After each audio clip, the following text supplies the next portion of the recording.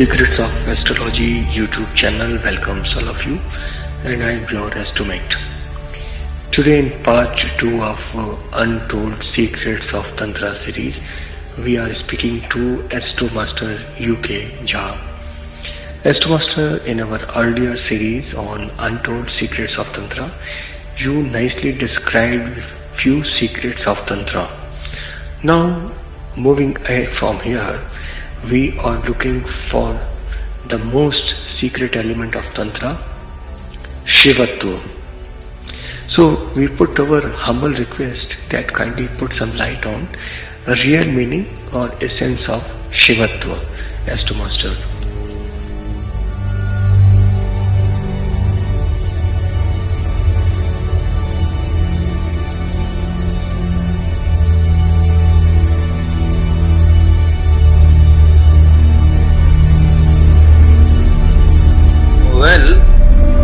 Continue the discussion from the point we left in the earlier session. I will tell you that we have discussed about sadhana, about spiritualism. I have also explained how spiritualism does not truly contain all the meanings and connotations included in the Sanskrit word adhyatma, but I would still like to dwell some more time on sadhana. About sadhana, I wish to tell few more things. See, rituals, recitations of mantra and kriyas, that is actions of worship, constitute the very small portion of the sadhana. This I have tried to explain you earlier also.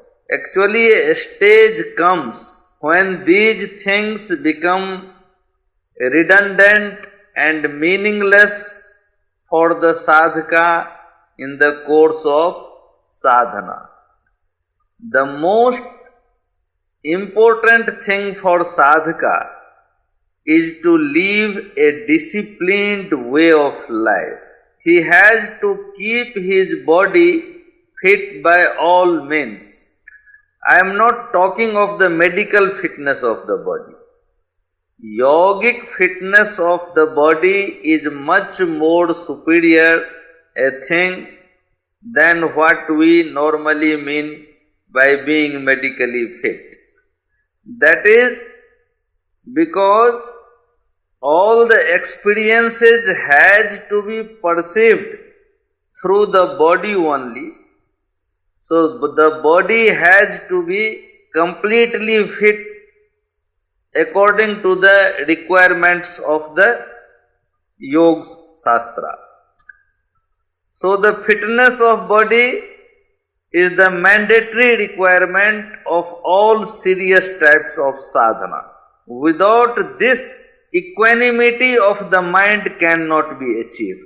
And so far the equanimity of mind is not achieved, which is absolutely essential for the sadhaka. Unless the mind is not in the state of total quietude, sadhaka cannot have one-point sharp intellect. So for having a one-point sharp intellect, physical fitness is necessary. Without physical fitness, according to the yogic demands, equanimity of mind cannot be achieved. And unless the mind is not in a state of quietude, one-point sharp intellect will not come to the sadhaka. And in the absence of one-point sharp intellect, a focused intellect, it is not possible for the sadhaka to perceive anything during the meditation. No true experience is possible without all these things, and for this A body fit according to the yogic demands is a mandatory requirement of sadhaka for the proper sadhana. Now, yogic fitness of the body for the sadhana, which is of paramount importance, cannot be had to those who are not living a well-disciplined life. They can never attain the level of fitness of body which is required for the experience during sadhana till they are not living a totally disciplined life. One cannot become a sadhaka by adopting to abusive ways of living. I mean, sadhaka can't afford to abuse his body at any cost and in any way. Those who follow the abusive ways of living are actually pseudo sadhaka. They only pretend to be a sadhaka. Now just think how the kundalini can be awakened in an ailing body, a body which is not perfectly fit according to yogic demands, where the entire nadi network has not been activated, where the chakras or the set of chakras have not been activated. How can we even think of awakening the kundali? And that is not possible without the proper fitness of the body. That is, any claim in this respect of awakening the kundali etc. is a useless thing, because without reaching this level of fitness of the body, awakening of kundali is just impossible. Now, there are numerous ways for curing the body to the requisite level of fitness. The yoga postures that we see the people preaching about, talking about and marketing about in the name of peace of mind etc. is the simplest way, and Hatha Yoga is probably the toughest way of curing the body. I would only say that deeper the sadhana, higher the requirement of body fitness. More panoramic is the target in the path of sadhana, more difficult ways of yoga has to be adopted. This is the simple formula. And in all types of method for having the body fit from yogic point of view, breathing pattern plays the major role in the body. Without proper and perfect breathing pattern, the body can never become fit for greater and deeper sadhana. A child has the correct breathing pattern, but as the man grows, his breathing pattern becomes disturbed due to the abusive ways of living he adopts gradually. So, it is most important for the sadhaka to have a correct breathing pattern. This needs lots of practice. That is why the sadhakas after initiation are advised to sit in Padmasana or lotus posture and they are advised to take in this posture long and deep breaths so that their breathing pattern can be slowly corrected. This needs a practice of few years. Please make it in mind that everything at the end has to be done through this body and in this body only.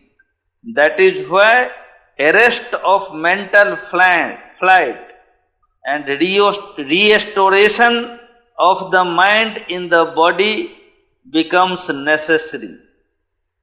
Only through the mental powers the expansion of consciousness can be enabled.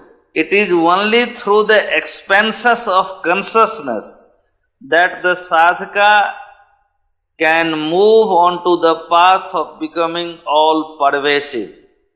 That is, he will move nearer to the Godhead.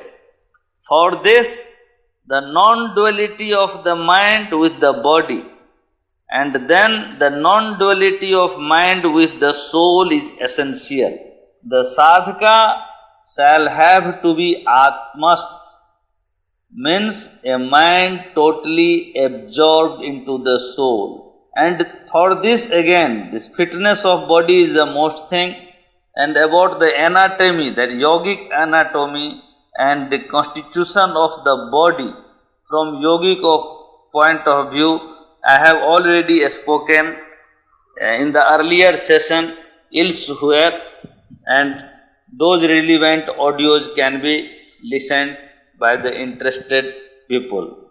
Now let us come to know as to what is Shiva. Tulsidas in the opening verse has described Shiva as faith and Bhavani as Shraddha. That is deep sense of devotion and veneration. Shraddha Vishwasa Rupino. Then we again get the definition of Shiva in famous Durga Saptati also.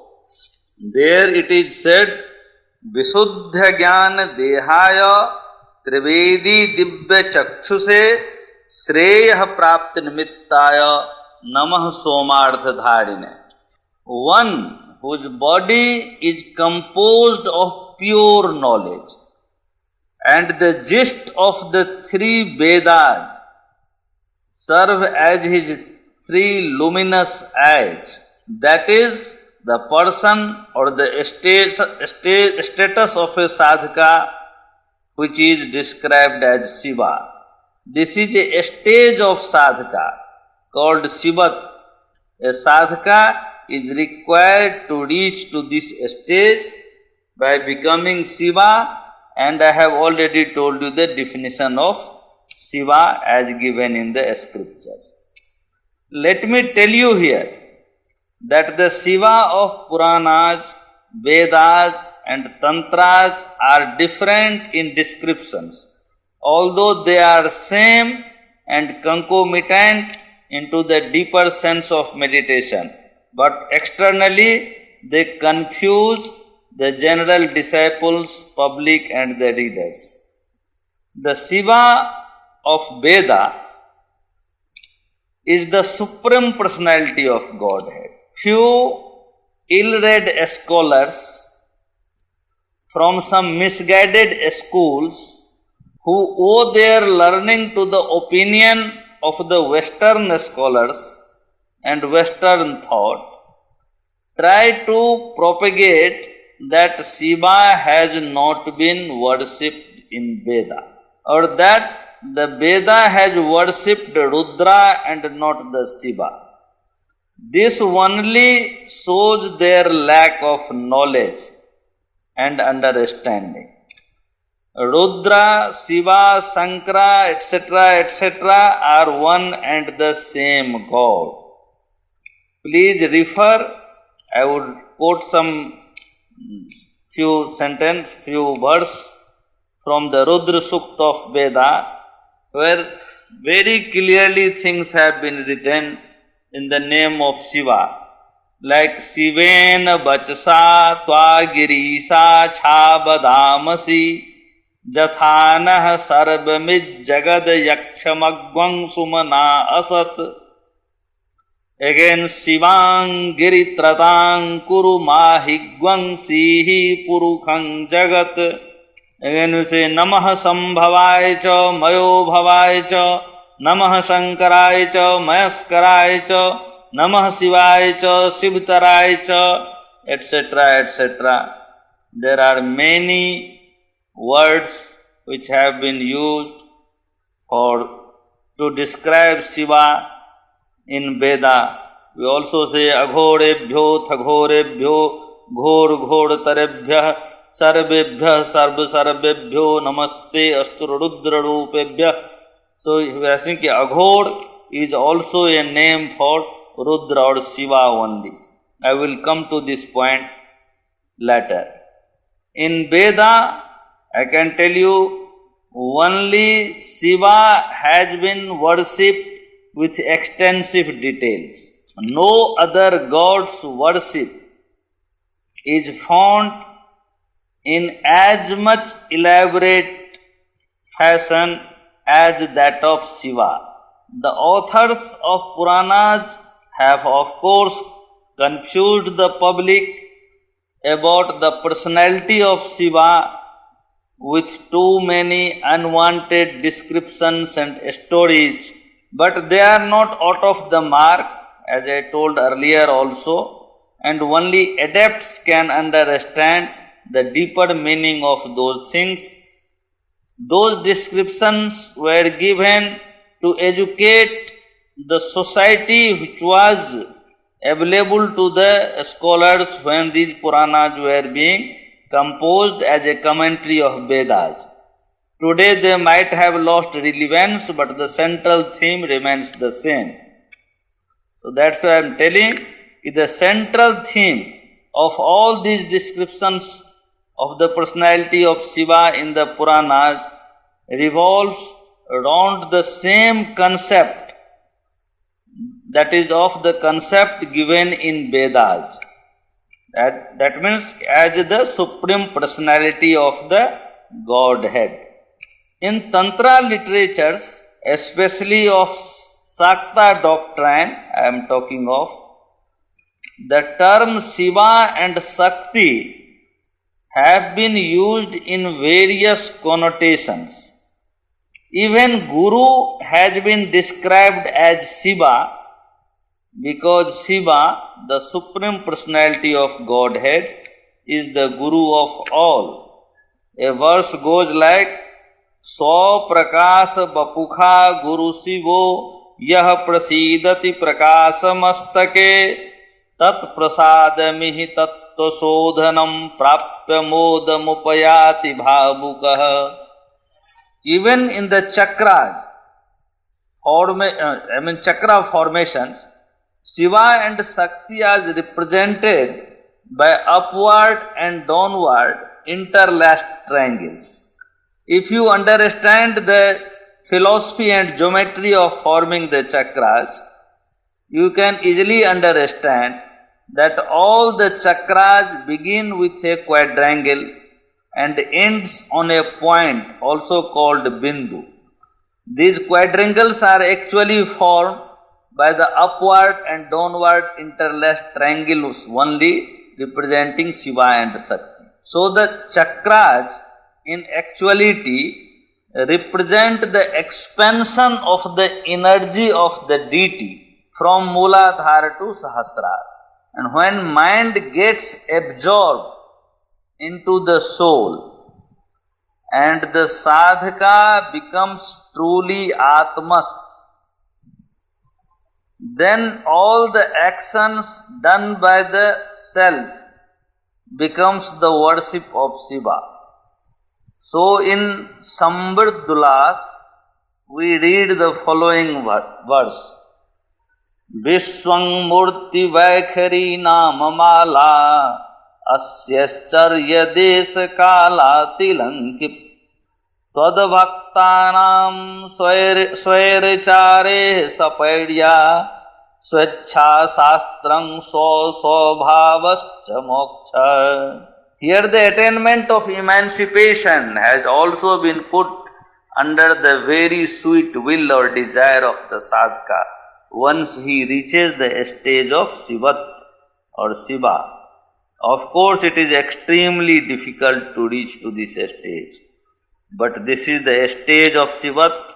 The ultimate goal of an aspirant is to attain this stage only, that is the state of Shivatva. Here in this context, I would like to add that human body is made up of 7 unfathomable layers or cores, and the fourth layer is called manomaya cores or the mental body. After the complete nadi network and the various sets of chakras become active or make the body worthy of having the experience, only then all the actions of the sadhaka is performed through him, that is through the fourth body or the manomaya cores.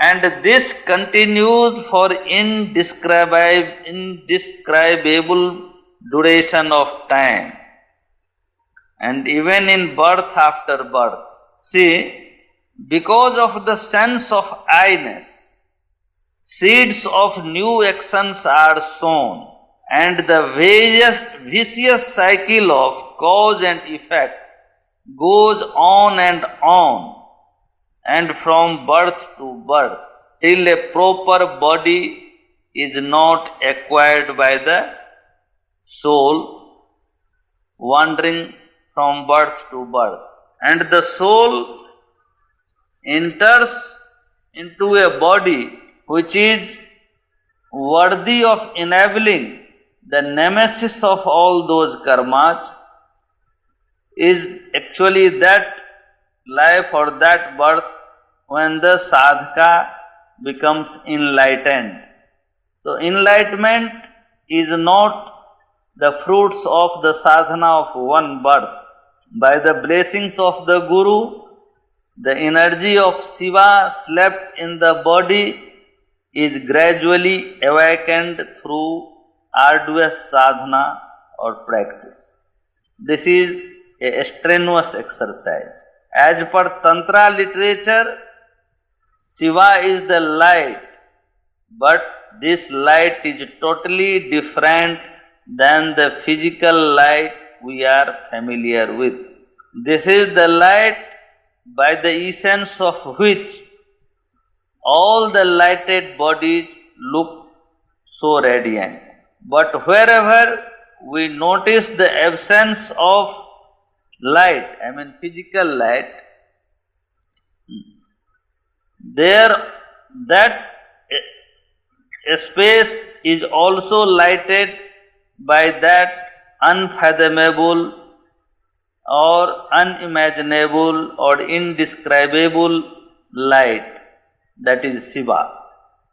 Nothing is there in this universe which is not encompassed by that light or Shiva. This is the basic principle behind the concept of Jyotirlingam. Now I am telling you about left and right, that's the Vam Marg and Dakshin Marg, because you have understood Shiva and Shivatva. Now from here this definition also comes. The right half portion of Shiva is action oriented. It is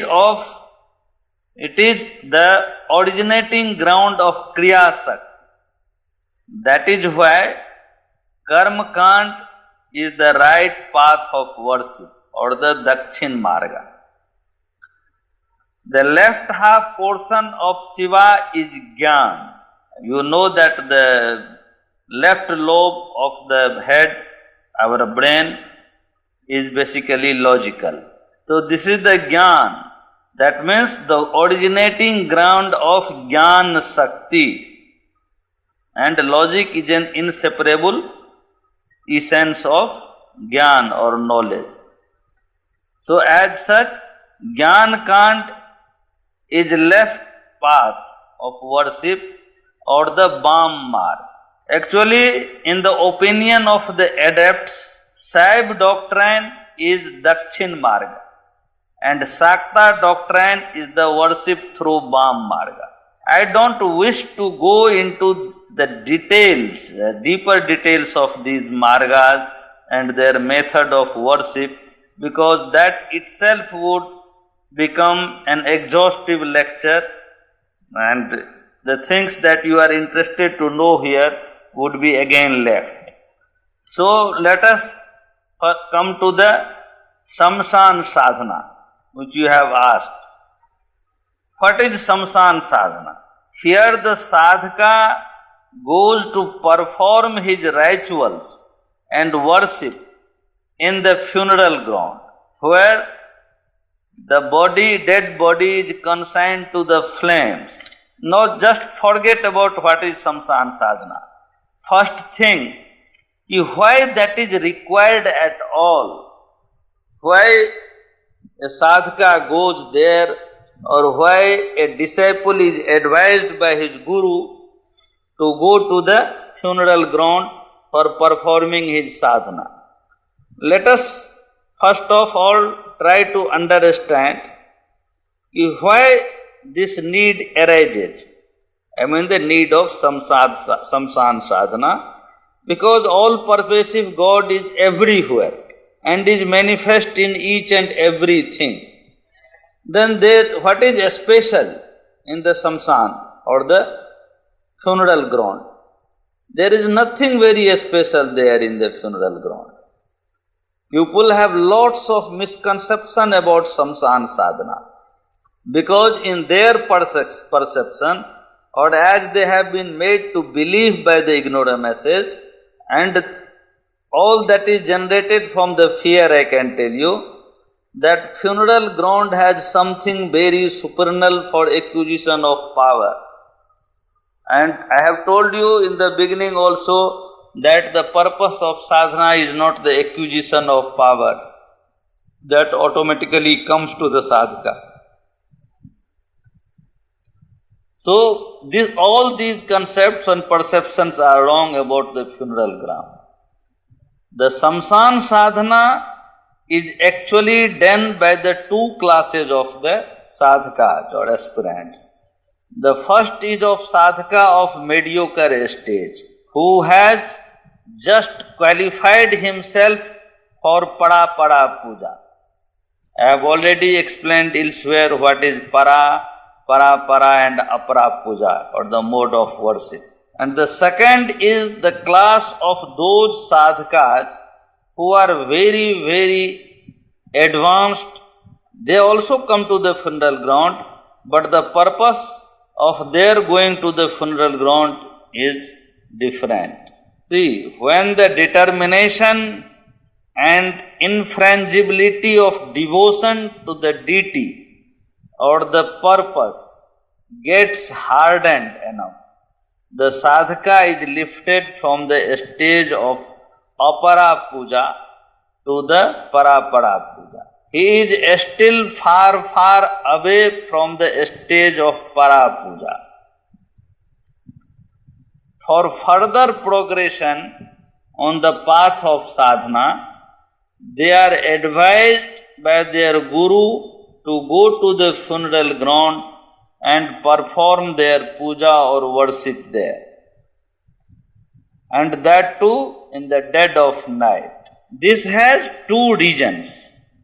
Firstly, that the sadhaka has to become absolutely fearless, because fearlessness is the primary requirement of all the sadhana, all the Vedic sadhana. A sadhaka must be free from all types of fears.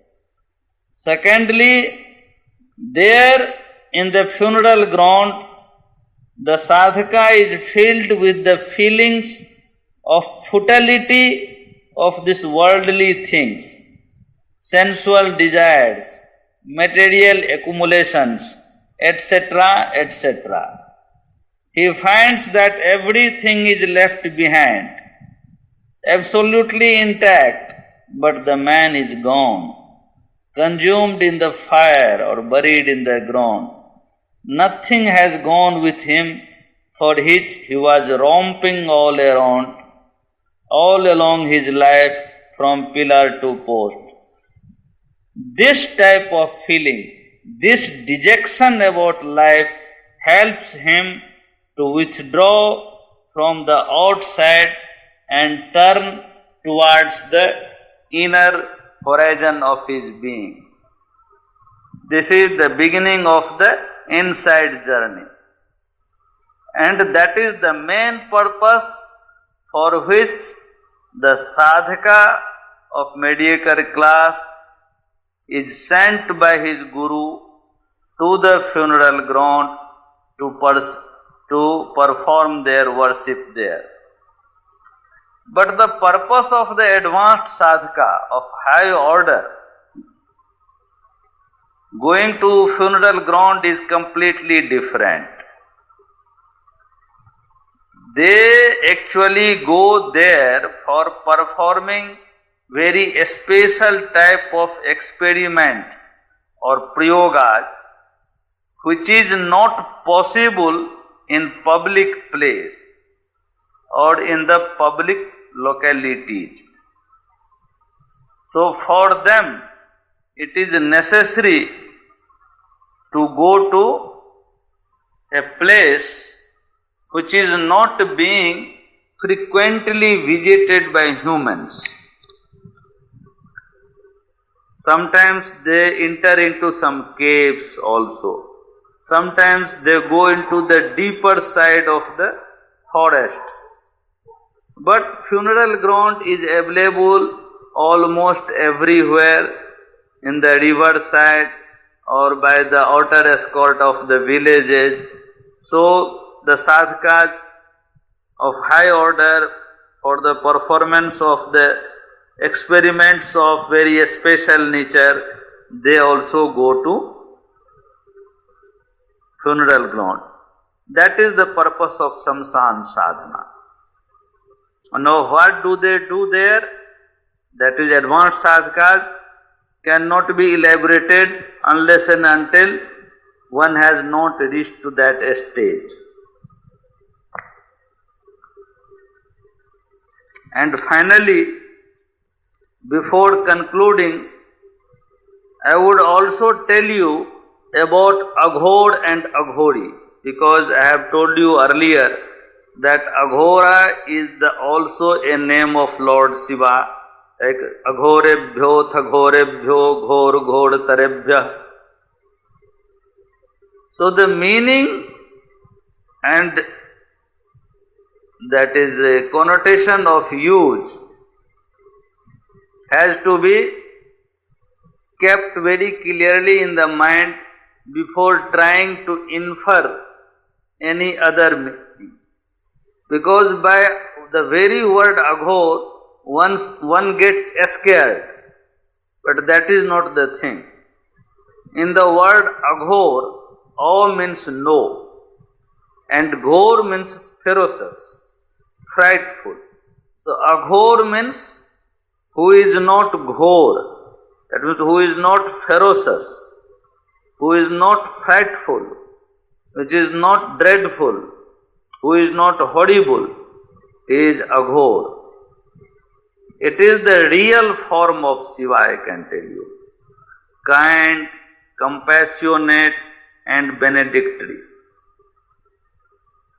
Aghor is the path of softness, tenderness, kindness and benevolence.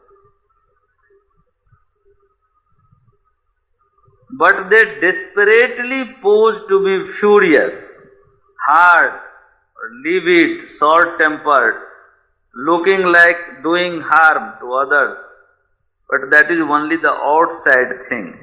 The purpose is to keep the general people at bay so that they are not frequently disturbed by them.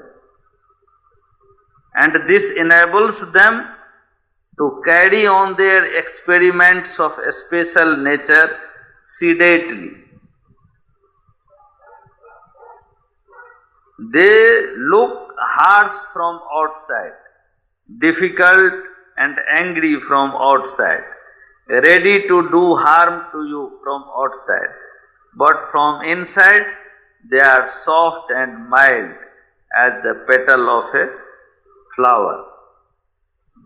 Aghor, the real Aghori, are the sadhakas who can not even think of doing harm to anyone. Sometimes they simply try to scare the people. They are the sadhakas of very high order and spend most of the time in the funeral ground just to remain undisturbed and unbothered by general public or those who are simply following Babas and Gurus for seeking favors. These truly self-realized sadhakas understand the motive of the public, so they try to keep them at arm's length with the use of different tactics. So that's why outwardly they look so fierce and frightful. But from inside, they are really the soft persons. That is the Aghor, and Aghor is a form of Lord Shiva. And the followers of this path are actually called Aghori. So, there need not be any confusion about Shiva, Shivatva, Aghor, Sadhana, etc. These are only the different rungs of the same ladder through which the sadhak has to climb a step by a step or a stage by a stage to reach to the profoundest level of human riches. I hope I have been able to explain the things to you, because the topic is very vast, and if I will keep on speaking and speaking, it may take even a few weeks to carry out all the things. So in short, I have tried to explain you the things and hope that meets the purpose. Thank you. God bless.